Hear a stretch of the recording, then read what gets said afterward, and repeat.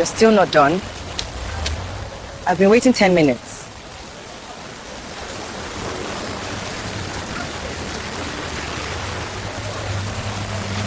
What if the poorest girl on your street turned out to be the only honest witness in a city built on lies? Rainwater dripped from the broken corrugated roof onto plastic chairs stacked in the corner. The night market behind the shopping mall in Lagos buzzed with voices, generators, and music. Smoke from grills, fried plantain, and suya wrapped the air in a heavy, spicy blanket. In the middle of this chaos, a slim girl in a faded yellow t-shirt bent over the bonnet of a dusty Jeep, her hands moving fast with a sponge and a cracked bucket. Amara scrubbed the metal like her life depended on it. In ее кармане тихо звякнул ее маленький талисман, a tiny golden drum pendant shaped like a West African talking drum. Her mother had given it to her years ago, before disappearing into the big city and never coming back. When she felt the cold metal against her skin, she could almost hear her mother's voice. "As long as this drum is with you, my child, your story is not finished." "Hey, girl," the driver leaned out of the Jeep window. "If you scratch this paint, I will make you pay with your future children, you hear?" "Yes, sir," Amara said softly. "I will be careful, sir." Inside, she swallowed her anger.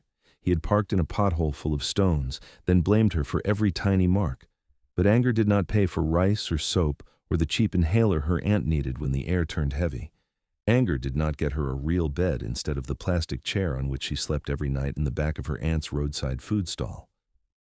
"Amara," a sharp voice cut through the noise, "you want to stand there and romance this car until morning?" Her aunt, Mama Said, stood near the stall, hands on wide hips, eyes already tired from a long day. Steam escaped from giant pots of jollof rice and pepper soup. The smell made Amara's empty stomach twist. "I am finishing, Auntie," Amara called. 2 minutes." 2 minutes, Mama Said muttered. "You think customers will wait 2 minutes in Lagos? Bring your legs here when you are done. The night is not your friend." Amara rinsed the soap from the Jeep, her thin arms aching. The driver threw a few crumpled notes on the wet ground and drove away, spraying muddy water on her legs. She bent, picked the money up, wiped it on her already dirty t-shirt, and whispered, "Thank you, Lord. At least we can buy kerosene." As she walked back to the stall, she touched the little drum through the fabric.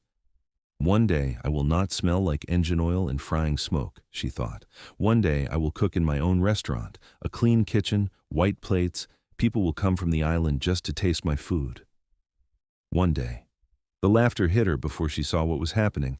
Phones were out. Light from the screens painted circles on faces as a small crowd formed near the entrance of a nearby building with a big glass sign. Bianca Hope Foundation. Feeding tomorrow's leaders today.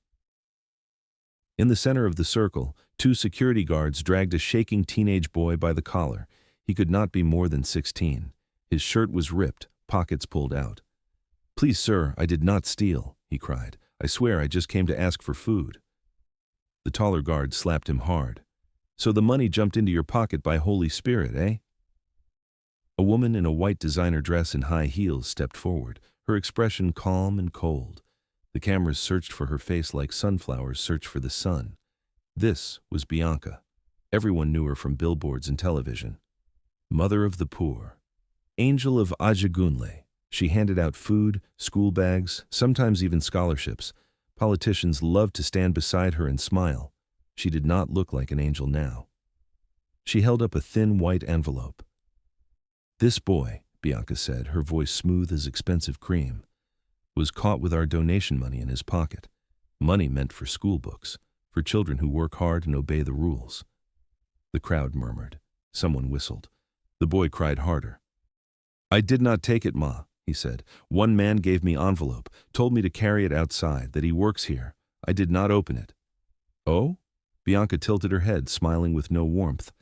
"So now you are blaming my staff, standing here on my property holding my envelope, and you want us to believe that?" Her eyes flashed, and for a moment there was something almost hungry in them, like this scene was not an accident, but a performance she had been waiting for. "Record this," she told the guards. "Let the world see how thieves look when they are caught." The phones lifted higher. Amara felt her chest tighten. The boy looked like the children who came to steal leftover bones from Mama Saad's big pot when they thought no one was watching. Too young to be a criminal, too hungry to be anything but desperate. Bianca stepped closer to the boy so that the cameras could see both their faces. "Young man," she said sweetly, "what is your name?" "Chaik," he whispered. "Chaik," she repeated, "you are not just stealing my money, you are stealing from all the good people who trust this foundation, from all the hungry children who wait hours in the sun for a plate of rice. You are stealing their future." She opened the envelope, pulled out a stack of notes, and let them fall to the ground. They fluttered in slow motion, landing in the mud at Cheek's feet. "Pick it up," she said. "Since you like the ground so much, crawl." The crowd laughed, a cruel, nervous sound. Phones moved closer. Chaik dropped to his knees, scooping the dirty cash with shaking hands, his tears mixing with the mud. Amara felt bile rise in her throat. This is wrong. She stepped forward without thinking, before fear could grab her by the neck. "Excuse me, Ma," she said, her voice small but clear. "Please, I saw what happened." Bianca turned slowly, her eyes moving over Amara from head to toe. The dirty t-shirt, the cheap slippers, the wet trousers, the small bucket still in her hand. "And who are you?" Bianca asked. "Just a car washer, Ma," someone from the crowd shouted. "Market rat." Laughter again. Amara swallowed. Every instinct told her to step back, to disappear. But the little drum against her ribs felt suddenly heavy and hot, like it was pushing her forward. "I was washing car by the gate," Amara said. "I saw a man in suit call the boy. He gave him the envelope and pointed to the side of the building. He did not look like staff. No uniform." Bianca watched her without blinking. For a moment something flickered in her gaze. Recognition. Threat. "And you are sure?" she said softly. "You saw this clearly?" "Yes, Ma," Amara said. "I just think maybe he is not the thief. Maybe someone used him." The crowd shifted. A few faces looked uncertain, phones tilted toward Bianca for her reaction. Bianca's smile widened, but her eyes went flat. "So," she said, "in my own compound, a girl who scrubs tires wants to teach me how to run my foundation." "No, Ma, I only—" Bianca raised her voice, projecting like a politician on stage. "Look at her," she said to the crowd. "She does not work here. She does not know our rules, but she wants to defend a boy caught red-handed with stolen money. Why? Because they are the same. They think the world owes them everything, that if someone is rich and trying to help, it must be a lie." She took a step toward Amara. The cameras followed. "You want to be a hero, my girl?" Bianca's voice turned sharp. "Fine, tell everyone your name." "Amara," she whispered. "Amara," Bianca said, rolling the name on her tongue. "Do you know how much money passes through this foundation every month?" Amara shook her head. "More than you will see if you wash cars from now until your hair turns gray. We handle it with trust, with discipline. If every street child like you decides to accuse us, there will be chaos." "I am not accusing, Ma," Amara said quietly. "I only said what I saw with my eyes." Bianca smiled again, but this time it was pure ice. "Then let us test your honesty," she said. Before Amara could move, Bianca bent down, grabbed a handful of the muddy cash from the ground at Cheek's feet, and threw it at Amara. The notes hit her chest and fell into the puddle. "Here," Bianca said, her voice hard. "If you love thieves so much, take it. This is what you came for, right?" The crowd roared. "Pick it," someone shouted. "You wanted to talk, now take your pay." Amara's cheeks burned. Mud and water dripped from her shirt. Her fingers wanted to curl into fists, but she forced them to stay open.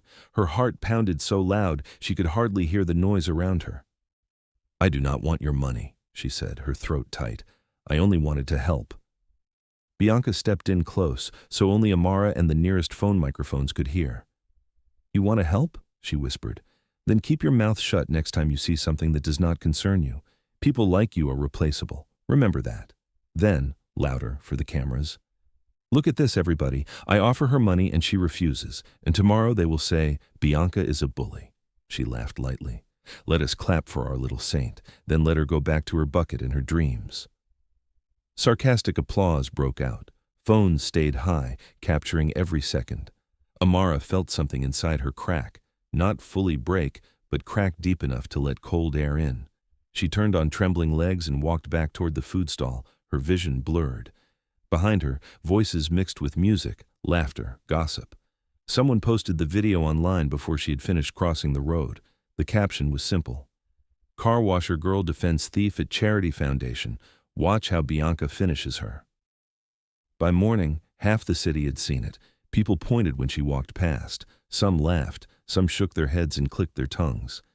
That is the girl, a woman whispered at the bus stop. The one who wanted to shame Bianca. Another replied. These children do not respect those who help them. If she was grateful, she would keep quiet. That night, back at the stall, Mama Sad slammed a pot lid harder than necessary. What were you thinking? She hissed. Do you know who that woman is? Do you know how many politicians love her? I know, Auntie, Amara said, staring at the floor. I did not plan it. The words just came out.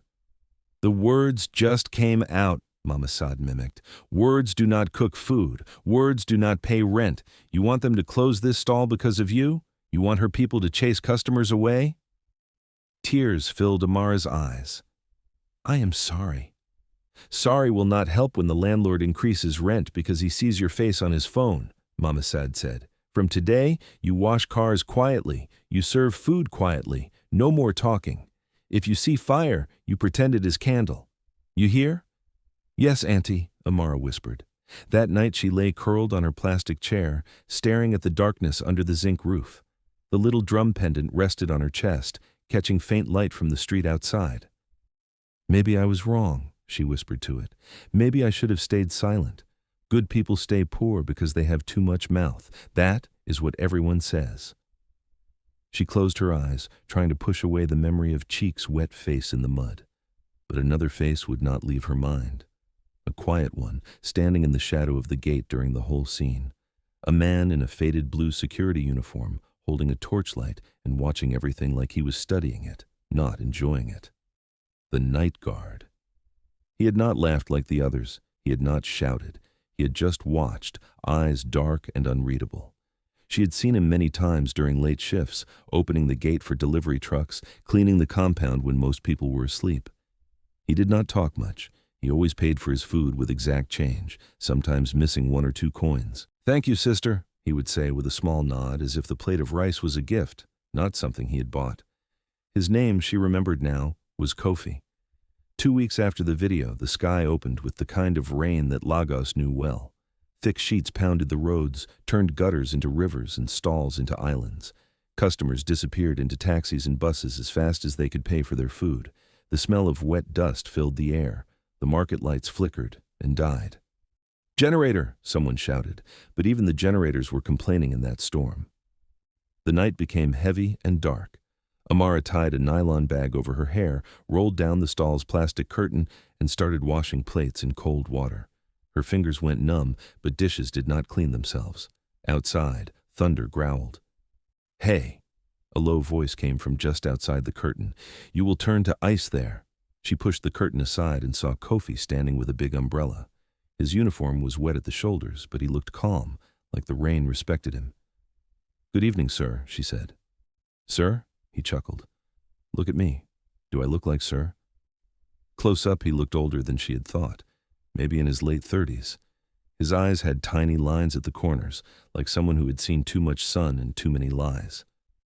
Good evening, brother, she corrected, a little shy. Yes, he said. That one fits better.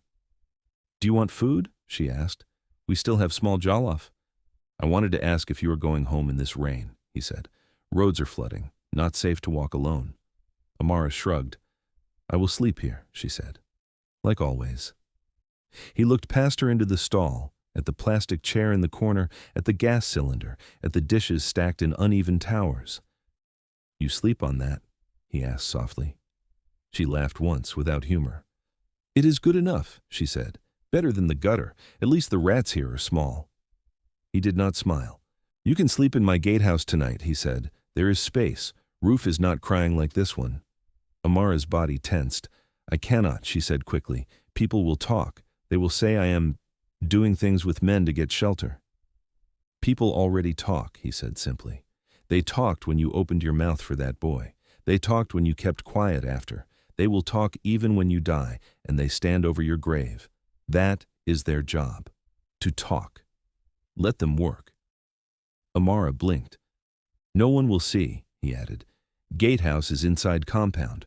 I will lock the door from outside when you sleep. You think I am crazy? I know this city. The way men use hunger is worse than the hunger itself. I will not add my name to that list. His voice was calm, but there was steel under it. A kind of anger that did not explode quickly, but sat quietly, waiting for its moment. Amara touched the edge of the plastic curtain, feeling the cold water soak into her fingers. Her clothes were already damp. The thought of sleeping on the chair in that storm made her bones hurt. "You are sure?" she asked. "You will not get in trouble?" He shook his head. "I am the one who opens trouble and closes it," he said. "Come if you want. If you do not want, I walk away and forget this talk." She hesitated, then looked at the little drum under her shirt. "Maybe this is the help you have been asking for," her mother's imaginary voice whispered in her mind. "Do not be proud when you are drowning." Amara took a deep breath. "Let me tell my auntie," she said. "Then I will come." Mama Saad almost refused. Her eyes narrowed as Amara explained. "You want to follow Night Guard into his small house," she said. "You think you are in film. That is how babies enter this world and reputations leave it." "Auntie, he is not like that," Amara said. "He always respects everybody. He's been eating here for months. If he wanted to try nonsense, he would have tried it by now." Mama Saad sighed. "Sometimes the ones who wait longest bite the hardest," she muttered. Then she looked at the rain beating the metal roof. "If you stay here and this place collapses on your head, who will wash plates tomorrow? Go. But if I hear anything, I will remove my slipper and correct your destiny." "Yes, Auntie," Amara said with a small smile. The gatehouse was tiny, but it felt like a palace to her. There was a thin mattress on a wooden platform, a single bulb powered by a small generator, and a fan that made more noise than wind. On the wall hung a calendar with a picture of a Ghanaian village, green hills rolling behind mud houses. "You are from Ghana?" Amara asked, wringing water from her t-shirt. "Yes," Kofi said, "but Lagos has made me its prisoner for now." "Why did you come?" He paused. "Because sometimes the people you love cannot breathe in the place where they were born," he said. "I thought if I made enough money, I could change that." "Did you?" she asked. He smiled, but it did not reach his eyes. "I learned that some things cannot be paid for with money," he said, "not even with a billionaire's account." Amara laughed softly. "You, billionaire," she said. "If you are a billionaire, then I am the Queen of England." "Maybe you are," he said. "Queens do not always wear crowns people can see." He handed her a clean towel. "Sleep," he said. "I will lock the door. No one will disturb you." She hesitated, then looked him in the eyes. "Thank you," she said quietly. "Do not thank me yet," he said. "You have not tried the fan. It may blow you away." When he closed the door, and she lay down on the mattress, her whole body relaxed in a way it had not done in years. The sound of rain on the roof became a lullaby instead of a threat. For the first time in a long time, she allowed herself to imagine a future that did not end with, and then she just disappeared. She did not know that on the other side of the compound, behind tinted windows and marble floors, Bianca was sitting with a glass of wine, watching a different storm on her phone. The video from that night had done better than she expected. People loved seeing a strong woman, discipline thieves, and loudmouth poor kids. Donations had gone up. Politicians had called to congratulate her on her firmness, a marketing opportunity born from humiliation. Bianca scrolled through her messages. One thread was marked with a code name instead of a real one. "Everything is lining up," the person had written. "The audits are slow, no one suspects, but there is a problem. The board wants an independent accountant to look at our books, someone from outside, some foreign investor." Bianca's jaw tightened. "Who?" she'd replied. "His name is Kofi Mensah," came the answer. "From Accra, but he lives partly in Lagos. Very rich, very low profile. People say he gives more than most charities in this city. He wants to see where his money goes." Bianca stared at the message for a long time. Rich, quiet, curious. She did not like any of those words. She set the phone down and walked to the big window overlooking the market. From this height, the stalls looked like toy houses, the people like moving dots. The rain turned everything into a blurry painting. Somewhere down there was the girl with the loud mouth and the cheap little necklace. Somewhere in her files, connected to hidden accounts and shell companies, was enough stolen money to feed a whole state. Bianca smiled to her reflection in the glass. Let them send their investigators, she thought. Let them bring their Kofi with his quiet eyes. Lagos had always been good at hiding bones under fresh paint. What she did not know was that her new investigator already stood in her compound, carrying an umbrella, locking a gatehouse where the one person who could truly destroy her reputation was falling asleep. In the morning, Amara woke up to the smell of noodles and fried egg. She blinked in confusion, then remembered where she was. The fan hummed above her head like a tired insect. Kofi sat on a plastic chair outside the door, cooking on a small gas burner. The gate was open. The sun had returned as if nothing had happened. "I have breakfast," he said when she stepped out, rubbing sleep from her eyes. "You will eat before you go and fight with plates." He handed her a steaming plate. The egg was slightly burnt at the edges, but to Amara it tasted like the best thing she had eaten all year. Food made without shouting, without fear. "You cook like a rich man," she said between mouthfuls. "Egg on a weekday. Luxury." He chuckled. "You see," he said, "you are the Queen of England. You know these things." After breakfast, as she was about to leave, he reached into a small bag by his chair and took out a folded paper. "I have a question," he said. "Do you want to wash cars forever?" Amara hesitated. "I want to cook," she said. "Properly. Not just stir big pots. I want to learn how to make pastries, cakes, things people order with their names written in icing. I want to open a place where street kids can eat and learn at the same time. But that is a dream for rich people. For now, cars do not wash themselves." Kofi nodded slowly. "What if you could start learning?" he asked. "Not cake with gold leaf, but basic things. How to handle a proper kitchen, how to keep accounts, how to talk to suppliers without them cheating you." "I cannot pay for that," Amara said quickly. "Even the smallest course in this city costs more than I see in 3 months." "Sometimes," Kofi said, "a door opens that you did not pay for. The question is, do you walk through it or do you stay outside because your slippers have holes?"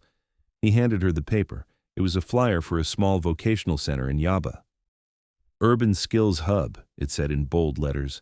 "Cooking, baking, bookkeeping, basic computer skills, scholarships for low-income youth."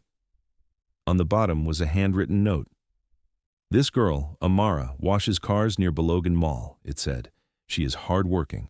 Please consider her for scholarship. I will pay any small fees you cannot cover. K. Mensa." Amara stared at the ink. "You wrote this?" she asked. "Yes," he said.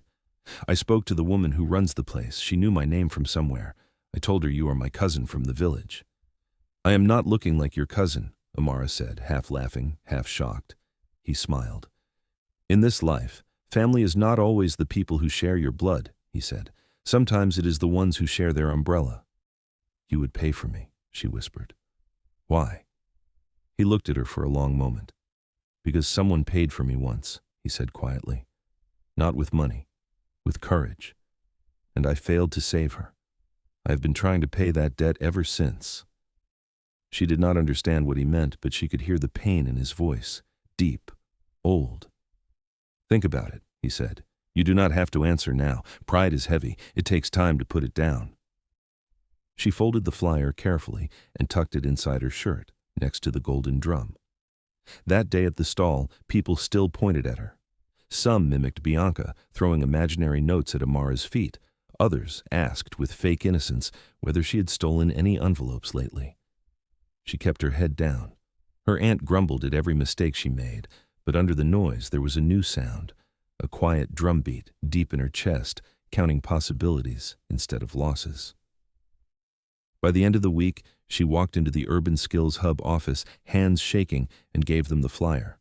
"Kofi sent you?" the woman behind the desk asked, raising an eyebrow. "Yes, Ma," Amara said. The woman said. "When that man recommends someone, we pay attention." "You know him?" Amara asked, surprised. The woman smiled. "Let us just say he is not as poor as his uniforms," she said. "Fill this form, then we will see what you can do in the kitchen." Amara filled the form with slow, careful letters. Under Family Contact, she wrote Mama Saad's number. Under Dream, she wrote, "To open a small restaurant and help others like me." As she left the office, she felt lighter than she had in years. She did not see the black SUV parked across the street, engine idling, windows tinted dark. Inside, Bianca sat with her arms crossed, watching the entrance. Her driver glanced at her in the mirror. "You sure it is her, madam?" he asked. "Yes," Bianca said, "the mouthy girl from the market. Now, walking into my donor's pet project." She tapped her long nails on the leather seat. "So she knows him," she murmured. "Or he knows her. Either way, that's too much coincidence for my taste." She watched Amara disappear into the busy Yaba traffic, then leaned back in her seat. "Find out everything about her," she told the driver. "Where she sleeps, who she eats with, who she talks to at night. I want to know what she thinks about when she's washing cups." The driver nodded. "In Lagos, madam, no secret stays secret for long," he said. "Oh, some do," Bianca replied, "but only when the right people are paid to keep them." Weeks passed. Amara's life became a careful dance between two worlds. In the mornings and late evenings, she still washed cars and served food at the stall, hands moving fast, smile polite, eyes avoiding phones. During the day, 3 times a week, she took 2 crowded buses to the Urban Skills Hub, where she learned how to chop vegetables the same size, how to keep a kitchen clean enough to shine, how to follow recipes without skipping steps just because she was tired. More surprisingly, she learned numbers. Simple things at first: how to write down every expense, how to calculate profit without guessing, how to see when someone was cheating her with fake receipts. She sat in a small classroom with other youth from different parts of the city. Some were mothers, some ex-street boys, some had left school to care for sick parents. Together they burned rice and ruined bread and laughed until tears came when someone mistook salt for sugar. Her favorite part was the baking lessons, watching dough rise, turning into soft bread under heat. It felt like magic, but the teacher always reminded them, "This is not magic," the teacher would say. "This is science and patience. You put the right things in, treat them with care, and time does the rest. Same with your lives." Every evening, when Amara walked back past the foundation compound, she would see Kofi by the gate, pretending to be just another tired security guard. "How was class?" he would ask quietly. "I did not burn anything today," she would reply proudly. "Our instructor said my meat pie looked like something from a rich people's bakery." He would smile, and for a second the weight that always sat behind his eyes would lift. "Soon you will be too important to greet gatemen like me," he would tease. She would laugh. "Never," she would say. "If I forget where I came from, this drum will fall from my neck and break." Sometimes, in the quiet moments, he would tell her little pieces of his story. "I had a sister," he said one night, as they watched motorcycles weave through traffic. "Her name was Abena. She was softer than bread fresh from the oven. She wanted to study nursing. But we had no money. A cousin in the city said he could help. He said there was a rich family who needed a maid and would send her to school." His jaw tightened. They did not send her anywhere except the hospital, when she collapsed after years of carrying loads heavier than her body, breathing bleach and lies. She came home with eyes that did not trust anyone. Her laughter stayed behind in that big house. She did not live long after. Amara's heart clenched. "I am sorry," she said. "So am I," he replied softly. "Because I was too busy chasing money to see what was happening. I told myself I was doing it for her. But by the time I reached, all I could buy was a proper coffin." Silence hung between them for a moment. "That is why you hate people like Bianca," Amara said quietly. "I do not hate," he said. "Hate eats the one who carries it. I despise. It tastes different, and I do not like seeing anyone wear kindness like a mask while they drink other people's tears." "Then why do you work for her?" Amara asked. "Why do you guard her gate?" He smiled without humor. "Sometimes to remove a termite queen," he said, "you must enter the nest through a small hole and wait. If you rush in, the whole structure collapses on your head." She looked at him confused. "I do not understand." "You will," he said, "when the time is right. For now, keep baking your meat pies. They will be useful, I promise." One evening, as Amara approached the gate, she saw something that made her stop. Bianca herself stood outside, in a sharp suit, talking to Kofi. She was smiling, but her body language was off, too stiff. When she noticed Amara, her smile widened. "Ah," she said, "our little heroine. I did not recognize you without your bucket." Amara's throat went dry. "Good evening, Ma," she said quickly. "Good evening," Bianca said. I see you are very close with our night watchman. He speaks highly of you. Kofi's face remained calm, but his eyes flashed a warning. She brings me food sometimes, he said simply. I pay, that is all. Oh, I'm sure there is more, Bianca said lightly. Two poor souls sharing stories under the streetlights. Very romantic. Her words were smooth, but her gaze was sharp as glass. Anyway, Bianca continued, turning to Amara, I hear you are now a student at one of my donors' projects. Very impressive. Maybe one day you will even wear a chef's hat and cook at my events. I do not think, Amara began, but Bianca cut her off. Think carefully, she said. This city does not give second chances easily. When someone like Kofi uses his name for you, you should be grateful. Very grateful. She reached out and, without warning, touched the little drum hanging under Amara's collarbone. What a cute necklace, she said. Family heirloom? Amara flinched at the touch. Yes, Ma, she said. Well, Bianca said, letting the chain slip through her fingers, hold on to it tightly. Lagos is full of people who like to take things that do not belong to them. She glanced at Kofi. Is that not so? She added, almost sweetly. Then she walked away, heels tapping a rhythm that sounded to Amara like a countdown. Later that night, Kofi came to the stall, his face more serious than usual. You must be careful now, he said quietly. She has noticed you. She already noticed me on that first night, Amara said bitterly. She used my face to collect donations. This is different, he said. Before you were just a mouthy girl. Now you are a mouthy girl connected to someone she is trying to impress. That makes you dangerous to her. Connected? Amara repeated. We are not connected. You are just kind. Kindness is a connection, he said, one that bad people see faster than good people do. Promise me something. What? She asked. If she or anyone from her office asks you questions about me or about what you see in this compound, you will play dumb, he said. You will say you know nothing. Not because you are afraid, but because this is not your fight yet. My fight? She echoed. What am I, soldier? He smiled a little.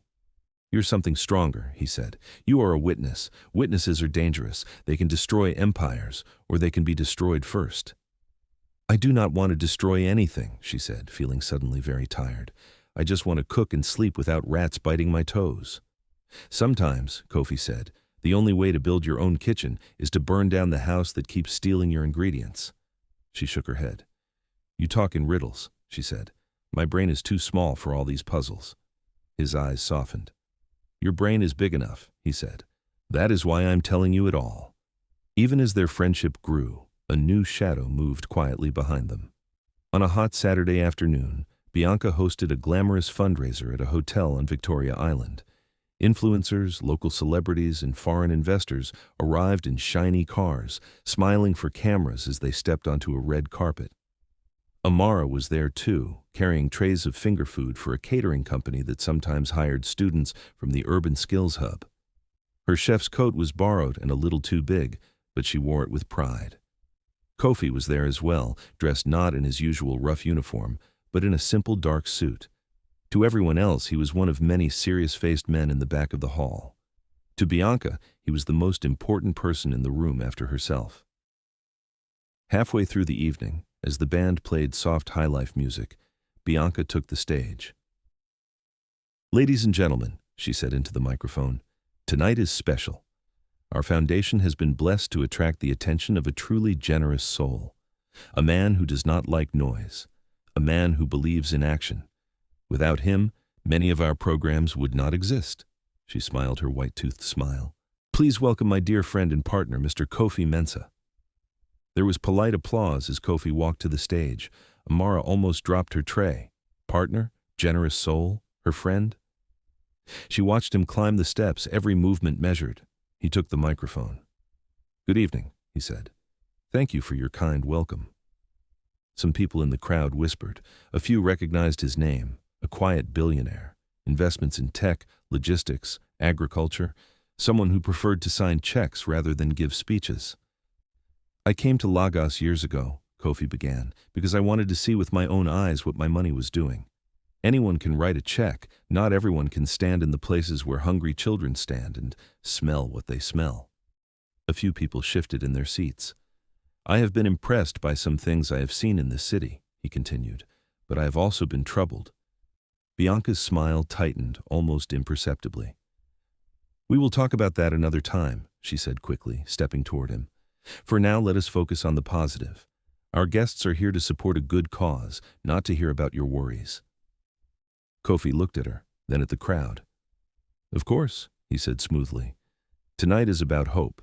And hope, like any good meal, needs 3 ingredients: honesty, accountability, and love. Cameras flashed, people nodded, reassured by his calm tone. In the kitchen area, Amara exhaled slowly. Maybe she'd been silly. Of course, someone like him would be connected to big money. Her little fantasies of 2 poor souls sharing noodles looked foolish now. Still, there was something in his eyes that night that did not match his elegant words, something hard, something waiting. The night went on. Inspired by wine and soft music, guests danced, flirted, made promises with their mouths and forgot them with their wallets. Bianca floated from table to table, hugging, laughing, kissing cheeks. Near the end of the event, just as the staff began packing up, a commotion broke out near the back of the hall. Security had grabbed someone. Amara, carrying a tray of leftover puff-puff, turned to see what was happening. They were dragging a familiar face. Cheek. The same boy from months ago.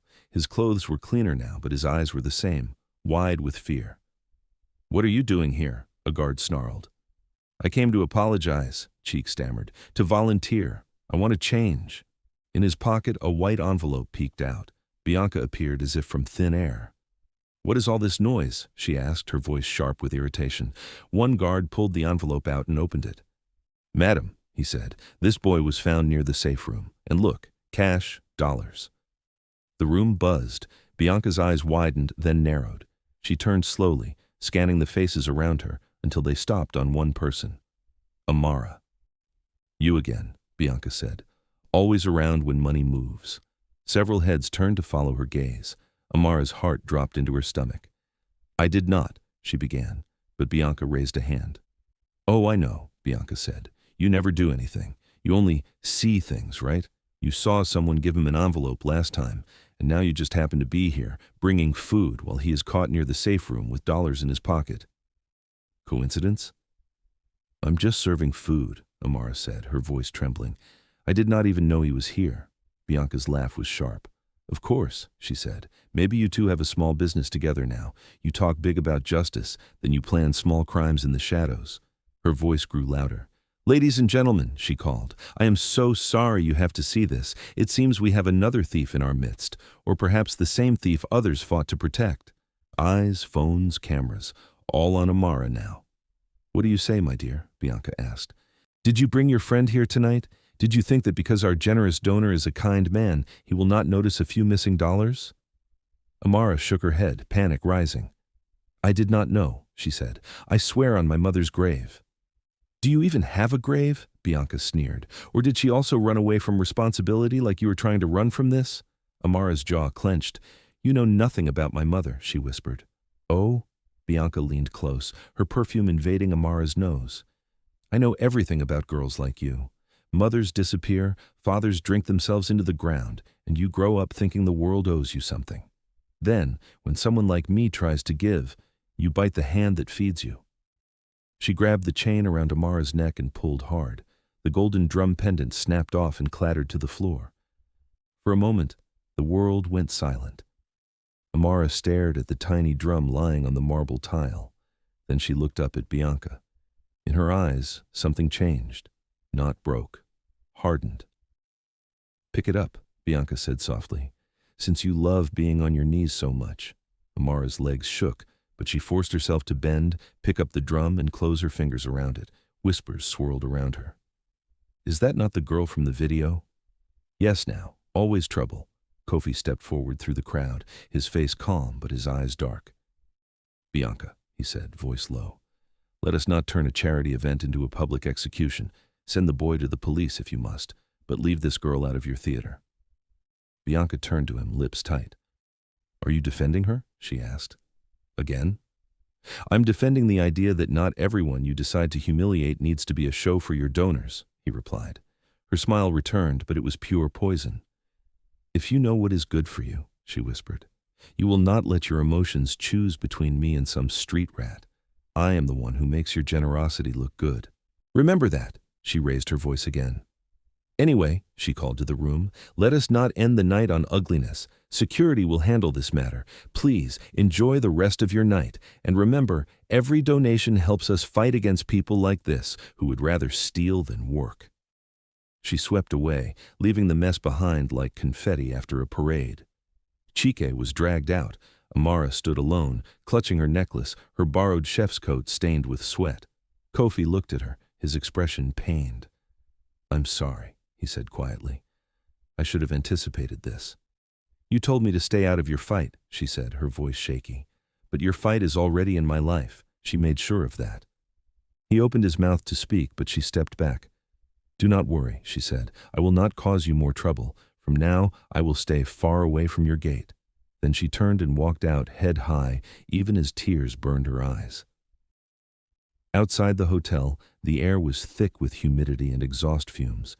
The city lights blurred through her tears. She walked without seeing where she was going, only feeling the small drum cutting into her palm where she gripped it too tight. She did not see the motorbike parked half a block away, the rider talking into his phone.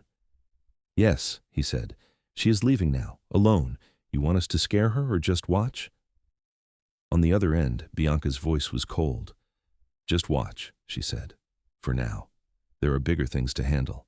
If my donor chooses his little charity case over me, we will need to make sure both of them understand who really runs this city.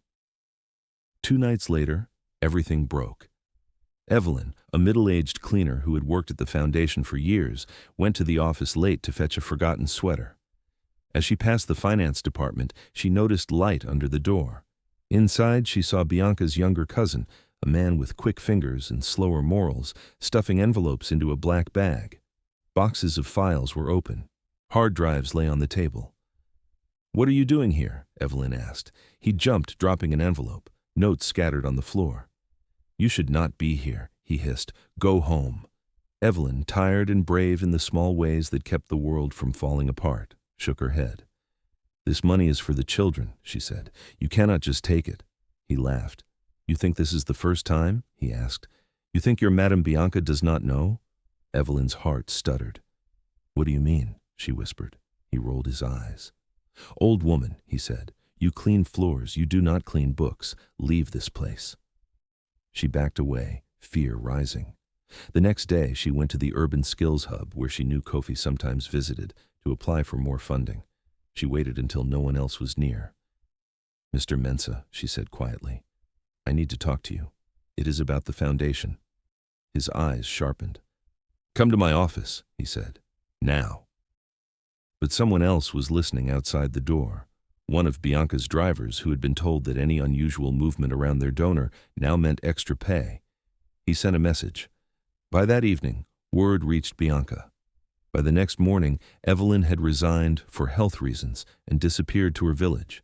That was the official story. The real story was buried under threats and money. Kofi, sensing that something was moving faster than his plans, decided it was time. He gathered months of quiet work, hidden camera footage from the finance office, copies of real bank statements versus the fake ones given to donors, voice recordings of Bianca's cousin boasting to friends in a bar. He set a date, a joint press conference where he would announce his future with the foundation and show the truth. He told no one except one person, Amara. She was at the stall, kneading dough for meat pies when he arrived, eyes burning with purpose. I know we are not on good terms, he said without preamble, but I need your help. She raised an eyebrow. My help? She repeated. The help of a street rat? He winced. I deserved that, he said.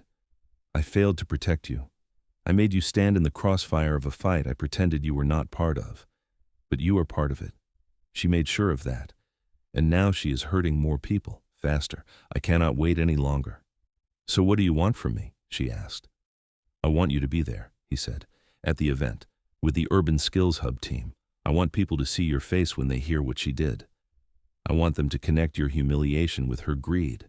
It will make the story hit deeper. So you want to use my pain as your spice, she said, a bitter laugh escaping, to make your truth more tasty. Pain without purpose is just suffering, he said quietly. Pain used to free others is a weapon. but I will not force you. If you do not want to come, I understand. You have already paid more than enough." She looked at him for a long time. "What about Chike?" she asked. "What about Evelyn? What about all the children whose names are in her files?" "They will not be invisible anymore," he said. "That is my promise."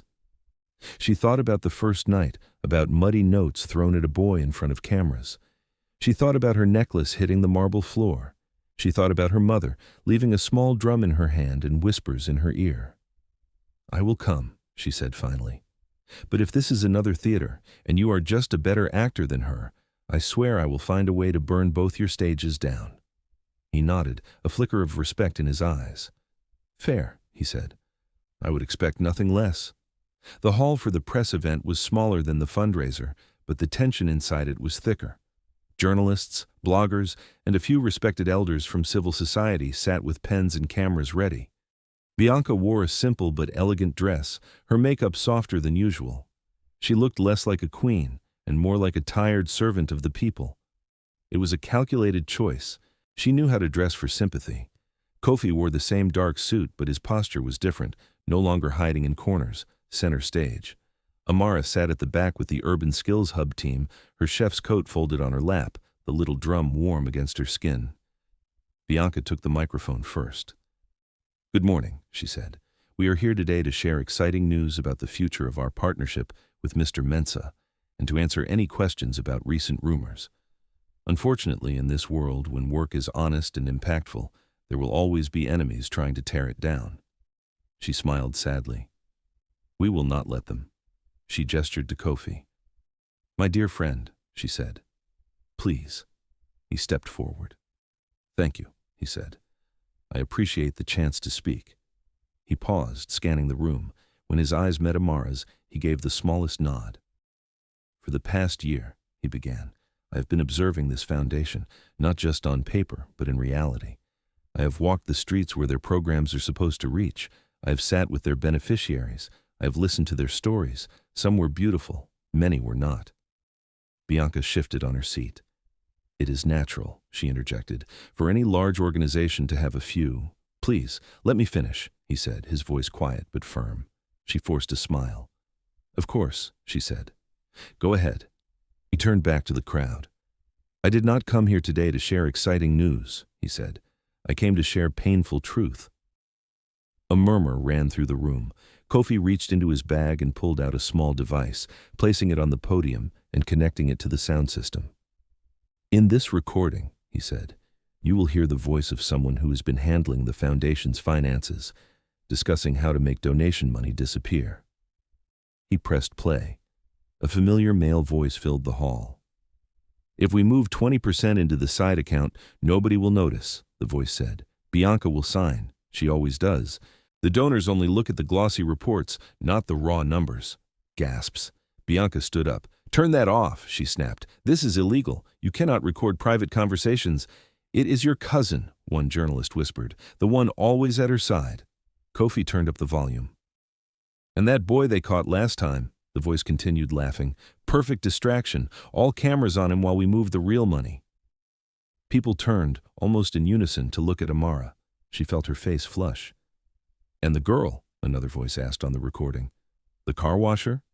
"Bianca handled her," the cousin's voice said. "Shamed her in public. Now anybody who speaks up looks like they are just defending a fellow thief." Phones came out. Some began to live stream. Bianca grabbed the microphone. "This is nonsense," she said quickly. "Anyone can fake a recording. Technology these days." Kofi raised a hand and the playback stopped. "There is more," he said. "Bank statements, fake reports, names of ghost schools that never existed." He held up a thick envelope. "But maybe the most important evidence is not on paper," he added. "It is on the faces of people like Amara." Every head turned again. "Stand," someone whispered behind her. "Come to the front," another voice urged. Amara's legs felt numb, but something stronger than fear pushed her up. She walked down the aisle, each step heavy. She could feel Bianca's eyes on her, blazing. "Tell them," Kofi said quietly when she reached the front. "Tell them what you saw, not with fancy words, just with truth." She took a deep breath. "I am not educated," she said, her voice shaking a little. "I cannot read all those bank papers, but I know what I saw the first night I came near this foundation." She described the scene with Cheeky, the mysterious man in a suit, the envelope, the mud, the way Bianca had thrown money at her. I spoke up because I thought she wanted honesty, Amara said. I thought a woman who helps poor children will want to know when something is wrong. Instead, she used me as a show. She called me a thief without proof. She broke my name in front of the whole internet. She touched the little drum. For months I believed maybe I was the foolish one, she continued. Maybe poor people should just keep quiet and be grateful. But now hearing this, I know I was not crazy. Something was wrong. It still is. The room was silent except for the soft clicks of cameras. Bianca stepped forward, clapping slowly. Bravo, she said. Beautiful acting. Maybe we should give you a scholarship for drama school instead of cooking. A few people frowned. You're good, Bianca continued. Very good. But you forget one thing. I have receipts too. She snapped her fingers. A man in a suit handed her a file. These are security reports, she said, opening it. From the same months Mr. Mensah has been sneaking into my compound with cameras. You think I did not notice? You think I do not know who he really is? She turned to Kofi.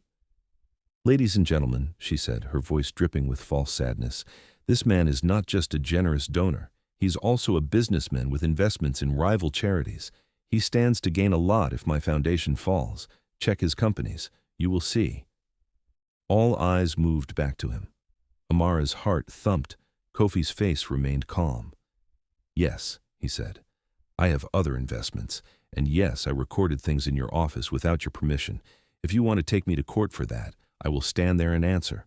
But none of that changes the fact that children went hungry while your cousin drank their future in bars. He leaned toward the microphone. Ask any of the staff, he said, off camera, without your eyes burning holes in them. They will tell you. Fear kept them quiet, not love. A woman at the back raised her hand. I worked there for 3 years, she said, voice trembling. We signed for salaries we never received. We were told not to ask questions. If we refused to lie to donors, we were called ungrateful and pushed out. Another voice. My son was promised a scholarship, a man said. We paid processing fee to someone in the office. We never heard back. They told us the problem was our poor attitude. Voices rose, overlapping. Stories that had been held behind shame and fear spilled into the air. Bianca's mask cracked. You think you can do this to me? She hissed at Kofi, her polished persona slipping. You think you can walk into my city with your foreign accent and quiet eyes and pull my house down? Do you know who protects me? Her voice was low, but several microphones still picked it up. A dangerous mistake. Kofi looked at her, and for a second, grief swam in his gaze. Grief for his sister, for Evelyn, for all the people like Amara who had been crushed so others could post charity selfies. This is not your city, he said quietly. It belongs to people like them. He pointed at Amara, at the staff, at the parents in the room. And you, he added, have forgotten that. Security officers, who earlier had stood stiff and loyal behind Bianca, now shifted uneasily. They were fathers too, uncles, sons of mothers who had cleaned floors like Evelyn. Camera flashes intensified, sirens wailed in the distance. Police are coming, someone whispered. Bianca straightened, her mask snapping back into place. I will answer questions at the appropriate time, she said loudly. I have nothing to hide, unlike some people who record others without consent. She dropped the microphone and strode out, her heels echoing like gunshots. The press conference was over. The real war had just begun. In the days that followed, Bianca's world crumbled. Newscasters who once praised her now used phrases like alleged fraud and misappropriation of funds. The cousin vanished. Bank accounts were frozen. Politicians who had smiled beside her began to distance themselves. But the damage reached further than her office. The network of people she worked with did not disappear quietly. Some were officials who had helped her hide money in exchange for their own cut. Some were business partners with more to lose than a reputation. Under pressure, they turned to the oldest trick in the book: silence the witnesses. It began with threats, anonymous messages to staff, strange men watching the Urban Skills Hub building from across the street, a rock thrown through Mama Saad's stall one night, smashing a jar of crayfish, a note wrapped around the rock. Tell the girl to mind her business. Last warning. Amara's hands shook as she read it. Her aunt cursed loudly, but her eyes were wet. "Pack your things," Kofi said, appearing like a shadow at the stall. "You cannot sleep here anymore. They know where to find you." "Where will I go?" Amara asked, panic rising. "You think police will protect me? They only protect people with air-conditioned cars." "I have a safe place," he said. "Outside the city. People I trust. You will stay there until things cool down." "I will not run," she said fiercely. "I'm tired of running." "This is not running," he said. "This is repositioning. Even warriors retreat sometimes, not because they are cowards, but because they want to live long enough to win." He looked at Mama Saad. "Will you allow her to go?" he asked. Mama Saad looked at Amara, at the rock, at the growing circle of curious neighbors. Her shoulders sagged. "If anything happens to her," she said, "I will cook you in your own pot." Kofi nodded. "Fair," he said. That night, as they packed Amara's few belongings into a small bag, she searched the stall for anything else important. Under a stack of old newspapers near the entrance, she noticed a dusty box with the foundation logo. "What is this?" she asked. "Oh," Mama Sade said, frowning. "Some people from the foundation brought it months ago, said it was for free lunch program at this stall, but the food never came. Only papers."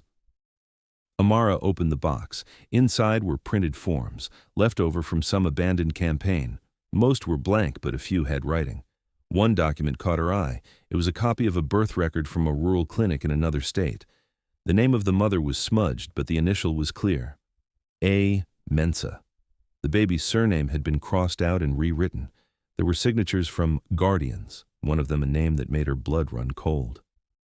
Bianca. "What is this doing here?" she whispered.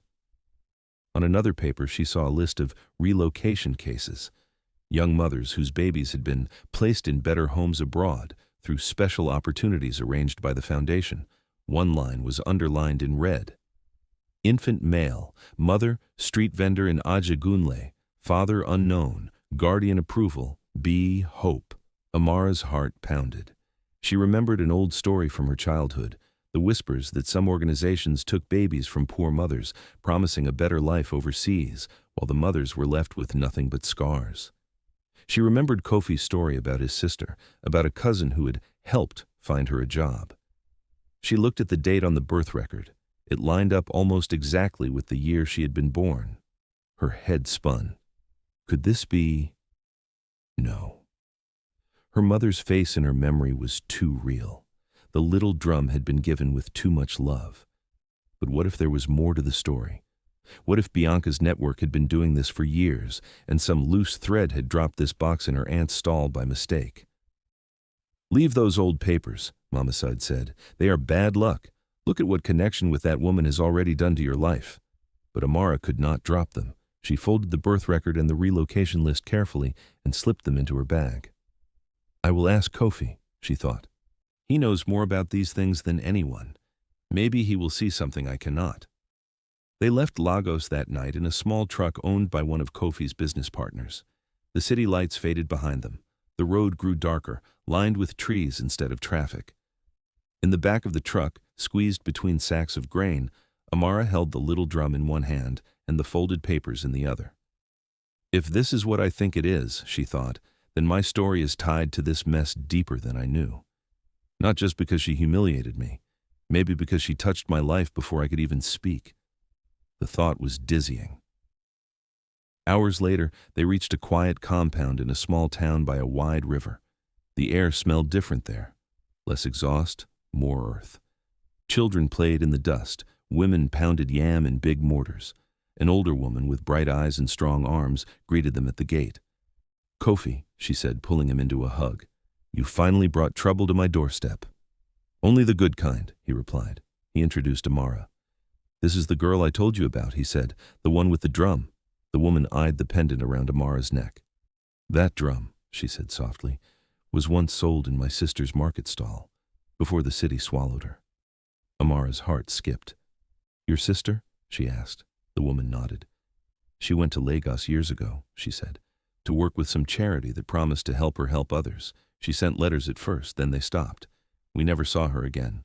All we heard was that she left a child with someone and then vanished. We looked for that child. We did not have money for police or lawyers. We only had prayers. She touched Amara's face gently, as if checking whether it was real. "What was her name?" Amara whispered. "Amina," the woman said. "Amina Mensa." Amara's knees almost gave way. The letters on the birth record. A. Mensa. She fumbled for her bag, pulled out the paper and handed it to the woman, hands trembling. "Is this?" she began. The woman's eyes scanned the page. Her hand flew to her mouth. "This is her handwriting," she whispered, touching a scrawled note at the bottom. She always made her letters like this, a little crooked. She looked at Amara with new eyes. "You," she said slowly. "You could be her, the nose, the eyes. But she told us her baby was a girl. The record says male. This makes no sense." Kofi took the paper, his brows furrowed. "Bianca Hope's signature," he said, pointing.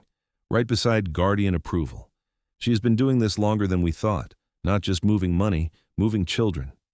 He sat down heavily. "The network is bigger than a few stolen donations," he said. "There are people in other countries involved, adoption agencies, immigration officers. This is why some of those politicians are screaming. If this comes out, it will explode beyond Lagos." Amara felt dizzy. "So what do?" she asked. "Do we show this to the world too? Do we add this fire to the one already burning?" Kofi looked at her, then at the woman, then at the children playing outside the compound. "That is not a small question," he said quietly. "If we release this, some powerful people will fall. That could be good, but it could also shake families who have no idea their children came from dirty deals. Children who have grown up loved in other homes will suddenly be told they are stolen. It will destroy them." The older woman's eyes filled with tears. "I want justice for my sister," she said. "I want to know what happened to her, but I do not want to break the hearts of people who did nothing wrong except take in a baby they thought needed a home." Silence settled over the room. Amara looked at the little drum. What would my mother want, she wondered? For me to burn everything, or to choose carefully which bridges to set on fire?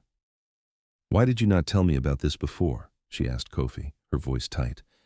"About your family, about this old wound. You let me walk into Bianca's house without knowing I might already be tied to her crimes from birth." "I did not know," he said. "I knew my sister disappeared. I suspected people like Bianca had something to do with it. But I did not know this." He held out his hand. "Let me see the other papers," he said. "We will not rush. We will read. We will think. We will ask for wisdom before we shout." Days turned into weeks. While the city buzzed with news of Bianca's arrest and court hearings, this small compound by the river became a quiet war room. Kofi used his connections to contact a small group of lawyers and advocates who specialized in ethical adoptions and human rights. They were angry, but careful. "We cannot just dump all these names online," one said. "We must separate the victims from the perpetrators, protect the children, especially those who have built lives elsewhere." They created a plan. Gather more evidence quietly. Map out Bianca's old cases. Reach out in secret to some of the families abroad through trusted channels, not sensational media. Offer them the choice to know more or not. Focus legal fire on the ones who had profited knowingly, the brokers, the false guardians, the officials who signed off for money. One evening, as the sun painted the river gold, Amara sat with Kofi under a mango tree, watching children play. "You look tired," she said. "So do you," he replied. She laughed softly. "Do you ever regret starting this?" she asked. "If you had just written check and stayed in Accra, you would be sleeping peacefully now." He shook his head. "I could not sleep peacefully before," he said, "not knowing there were Biancas in every city wearing my donations like perfume. This fight did not start when I met you. It started the day I saw my sister's eyes after she came home. But you," he paused, "you gave it a face I could not ignore. You reminded me that the people I am trying to protect are not just numbers in reports." She looked down at the drum. "And you?" he added softly. "Do you regret speaking that first night?" She thought for a long moment.